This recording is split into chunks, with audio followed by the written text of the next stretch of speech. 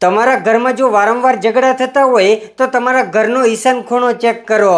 એમાં 3 વસ્તુ ક્યારેય ન હોવી જોઈએ. ઈશાન ખૂણો એટલે ઉત્તર પૂર્વ ખૂણો, જ્યાં દેવી દેવતાઓનો વાસ હોય છે.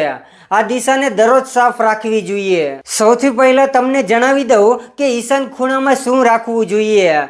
ઈશાન ખૂણામાં મંદિર અથવા તો બાળકો માટે અભ્યાસખંડ બનાવવો જોઈએ. અને એ પણ ન કરી શકો તો તુલસીનો છોડ ઈશાન ખૂણામાં રાખી દેવો જોઈએ.